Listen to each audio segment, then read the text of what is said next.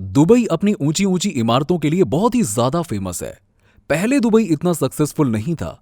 Dubai पहले तेल पर डिपेंडेंट था, परंतु दुबई ने पिछले 30 सालों के अंदर काफी तरक्की की और पर्यटकों के लिए ऐसी जगह बनाई जहां पर्यटक लगातार घूमने आते हैं। तो चलिए बिना देरी किए शुरू करते हैं आज का हमारा topic, how engineer made the massive Palm Jumeirah island in Dubai sea. लेकिन आपने हमारे channel Earth Inside TV Hindi को अब तक सब्सक्राइब नहीं किया है तो सब्सक्राइब कर लीजिएगा। इसी सब के चलते दुबई शेख ने सन 2000 में सोचा कि समुंदर के बीच में महाद्वीप बनवाकर लोगों को उसकी ओर अट्रैक्ट करेंगे। 2001 में सबसे पहले 3 महाद्वीप बनाने का प्लान दुबई के शेख ने बनाया, जिनको ऊपर से देखने पर उसकी शेप पाम ट्री जैसी दिखाई देगी, जिसे ताड़ का पेड़ भी कहा जाता है। इन तीनों का नाम भी शेख ने सोच लिया था। उन तीनों का नाम Palm Jebel Ali, Palm Jumeirah, Palm Deira था। दुबई के शेख का यह सपना बहुत खूबसूरत था, लेकिन इंजीनियर और वर्कर्स के लिए यह ख्वाब इतना ही घिनौना और खतरनाक था। पहले दुबई की कोस्ट लाइन 70 किलोमीटर थी, लेकिन इस कोस्ट लाइन को 124 किलोमीटर करने के लिए पाम जुमेराह को डिजाइन किया गया। सबसे पहले पाम जुमेराह पर काम शुरू किया गया।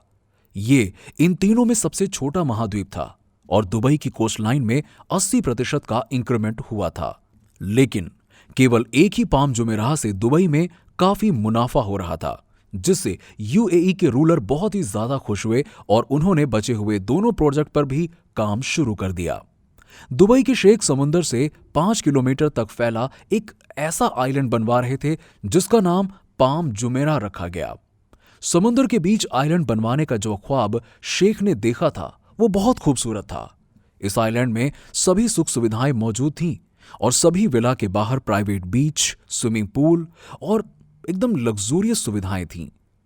इसे बनाने के लिए इंजीनियर ने सबसे पहले आउटर वॉल बनाने का डिसीजन लिया, जिसे सोचना भी बहुत मुश्किल था कि समुंदर में आउटर वॉल कैसे बनाएंगे।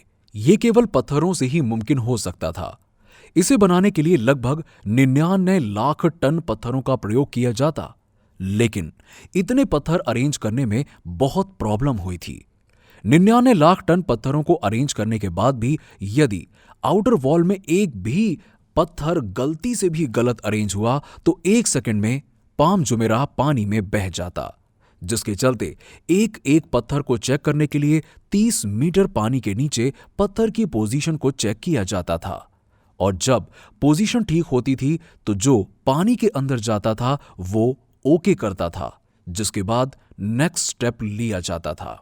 पाम जुमेराह पर काम चलते हुए 6 महीने बीत चुके थे, जिसमें आउटर वॉल लगभग 4 किलोमीटर तैयार हो चुकी थी, लेकिन अभी 7 किलोमीटर बनवाना और बाकी था, जिसके लिए समय बहुत लगता। और दुबई के शेख ने इसे बनाने के लिए जो डेडलाइन दी थी वो केवल 2.5 साल की थी, जिसको देखते हुए इंजीनियर के पास 21 महीने बचे हुए थे और जिसमें उन्हें ये आउटर वॉल भी तैयार करनी थी और अंदर पाम शेप का आइलैंड भी बनवाना था। किंतु इसमें भी एक बड़ा चैलेंज था। वो ये था कि अगर पहले आउटर वॉल को पूरा किया जाए और उसके बाद अंदर का कंस्ट्रक्शन शुरू करेंगे तो काफी लेट हो जाएगा, अर्थात डेडलाइन क्रॉस हो जाएगी। और यदि काम इसी के साथ शुरू किया जाए तो ये पॉसिबल नहीं था, क्योंकि पानी को रोकना सबसे पहले जरूरी था, क्योंकि पानी के साथ कंस्ट्रक्शन नहीं हो सकता था। इसी के चलते इंजीनियर्स ने अपना दिमाग लगाया और यह नतीजा निकाला कि जहां जहां आउटर वॉल बनती चली जाएगी उसके अंदर पाम जुमेराह को भी बनाते चले जाएंगे, जिससे दोनों का काम एक साथ चलता जाएगा।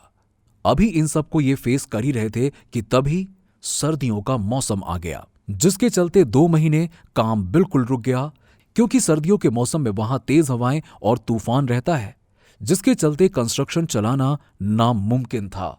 और उन तूफानों को शमाल शटाम भी बोला जाता है।